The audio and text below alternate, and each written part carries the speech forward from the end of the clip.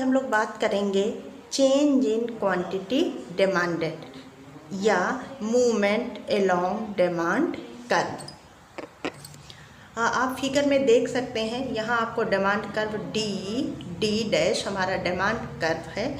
ओ X axis पर quantity और ओ Y axis पर प्राइस को शो किया गया है। जब हम इस डिमांड कर्व डी डैश के पॉइंट ए से बी की ओर आते हैं, यानी डिमांड कर्व के ऊपर से नीचे की ओर मूवमेंट करते हैं, और कभी कभी हमें क्या करना होता है, पॉइंट बी से पॉइंट ए की ओर जाते हैं, तो इसी को हम कहते हैं movement along demand curve. Point A से बी पर जाना और बी से फिर से वापस ए पर आना, इसी को हम कहते हैं चेंज इन क्वांटिटी डिमांडेड या मूवमेंट अलोंग डिमांड कर्व। आप देख सकते हैं कि जो मूवमेंट होता है, मूवमेंट के दो पार्ट होते हैं। कभी एक पार्ट का नाम होता है एक्सटेंशन ऑफ डिमांड, मांग का विस्तार, और दूसरे को हम कहते हैं कॉन्ट्रैक्शन ऑफ डिमांड, मांग का संकुचन। आप विस्तार नाम से ही पता चल रहा है कि जब मांग में वृद्धि हो जाए, क्वांटिटी डिमांडेड इंक्रीज कर जाए। आप देख सकते हैं कि जब पॉइंट ए से बी पर आ रहे हैं तो क्वांटिटी डिमांडेड इंक्रीज कर रही है, तो ये क्या हो गया, हमारा एक्सटेंशन ऑफ डिमांड। और जब हम बी से ए की ओर जा रहे हैं तब क्या हो रहा है, हमारी क्वांटिटी डिमांडेड कम हो रही है, इसलिए हम इसको कहेंगे कॉन्ट्रैक्शन ऑफ डिमांड। अब हम बात करेंगे आज के वीडियो में कि ये कब होगा, कौन सी ऐसी स्थितियां हैं जबकि कंज्यूमर अपने डिमांड कर्व के पॉइंट ए से बी की ओर आएगा और कब बी से ए की ओर जाएगा। बच्चों, ये हमारा डिमांड फंक्शन है जिसे हम लोग कई बार पढ़ चुके हैं। क्या, D X is a function of P X, P R, Y, T and A, जिसमें P X price of commodity X, P R price of related commodities, Y income है, टी टेस्ट एंड प्रेफरेंस है, और ई future expectations है। ये पूरा हमारा कहलाता है डिमांड फंक्शन। ये इतने सारे डिटर्मिनेंट्स हैं जो कि डिमांड पर अपना असर, अपना प्रभाव डालते हैं। इस पूरे डिमांड फंक्शन को हम दो पार्ट में डिवाइड कर देते हैं। एक होता है P X, price of commodity x, इसको हमने पार्ट 1 बना लिया, और इस प्राइस के अलावा जितने भी अदर कंपोनेंट्स हैं जिनको कि हम अन्य बातें बोलते हैं, सेट पार बोलते हैं, या other things remaining the same कहते हैं, इन सारे डिटर्मिनेंट्स कौन कौन से, price of related goods, income, taste and future expectations, इनको हमने पार्ट 2 में शामिल कर लिया। अब हम बात करते हैं कि कब डिमांड कर्व पर मूवमेंट होगा और उसको कब क्या नाम दिया जाएगा। देखो बच्चों, आप जानते हैं कि दो तरीके का मूवमेंट होगा, एक एक्सटेंशन होगा और दूसरा कॉन्ट्रैक्शन होगा। तो हम पहले बात करते हैं कि कब एक्सटेंशन होता है। जब other things remaining the same हो, when part 2 all components of part 2, that means P, R, Y, T and E, when other things remaining the same, due to change in prices, quantity demanded increases or decreases, उसको हम कहेंगे movement along demand curve. अब इस movement में extension कब होगा, extension की बात करें तो एक्सटेंशन की कंडीशन क्या है कि सेकंड पार्ट हमारा कांस्टेंट है, other things remaining the same, when price decreases then quantity demanded increases, it is known as extension of demand.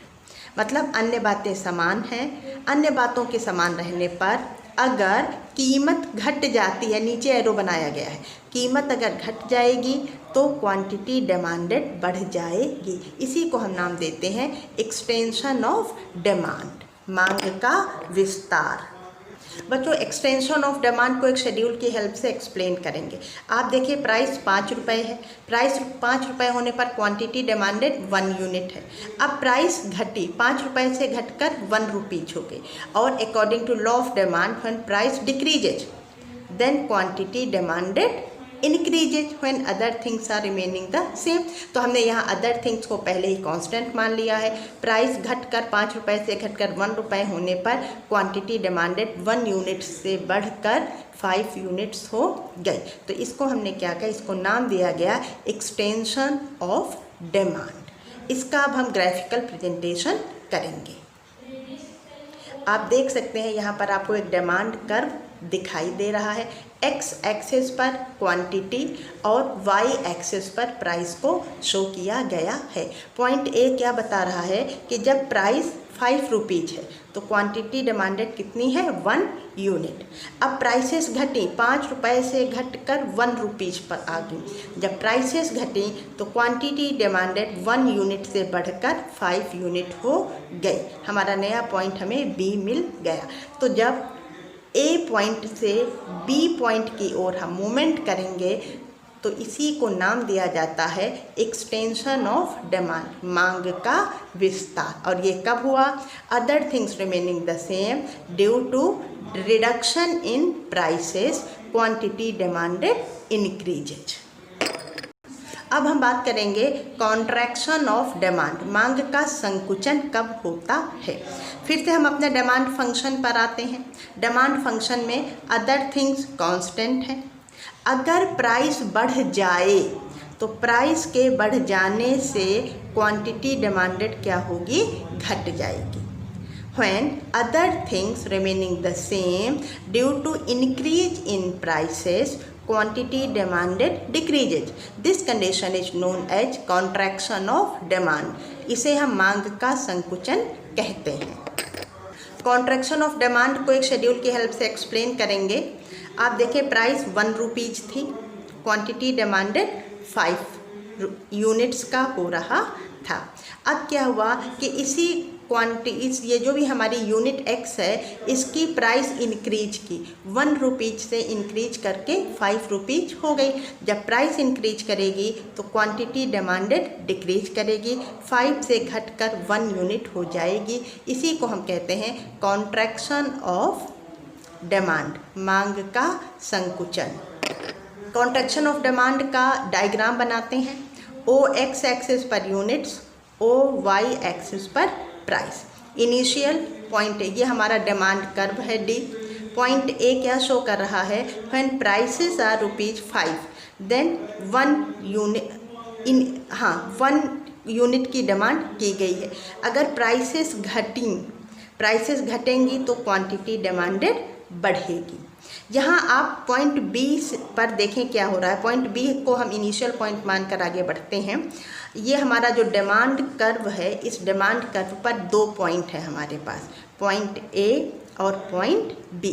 Point B क्या बता रहा है कि जब प्राइस हमारी 1 रुपीज़ है तब मार्केट में क्वांटिटी डिमांडेड कितनी थी, 5 यूनिट्स की हो रही थी। अब क्या हुआ, अगर प्राइस 1 रुपीज़ से बढ़ी और बढ़कर 5 रुपीज़ हो गई, उस केस में जो क्वांटिटी डिमांडेड है वह 5 यूनिट से घटेगी और घटकर मात्र 1 यूनिट रह जाएगी। यानी कि जब हम डिमांड कर्व पर नीचे से ऊपर की ओर मूवमेंट करेंगे, movement from point B to point A, इसको नाम दिया जाता है कॉन्ट्रैक्शन ऑफ डिमांड, मांग का संकुचन। संकुचन यानी कि कम हो जाना। और ये कमी क्यों आई है, other things remaining the same due to increase in prices. Price 1 रुपये से बढ़कर 5 रुपये हो गई, इस वजह से कॉन्ट्रैक्शन ऑफ डिमांड इकोनॉमी में हो जाएगा। बच्चों, आपसे क्वेश्चन कैसे पूछा जाएगा उसकी बात कर लेते हैं। आपसे सीधे सीधे पूछा जा सकता है कि मूवमेंट अलोंग डिमांड कर्व क्या होता है, explain with the help of schedule and diagram. या आपसे पूछेंगे कि what is the difference between contraction of demand and extension of demand. या पूछते हैं, आपको एक कंडीशन दे दी गई, other things remaining the same, price increase हुई है, डिमांड पर क्या असर, डिमांड घटी, इस कंडीशन को हम क्या नाम देते हैं और क्यों। तो इस तरीके से आपसे क्वेश्चंस पूछे जाते हैं। ओके बच्चों, थैंक यू।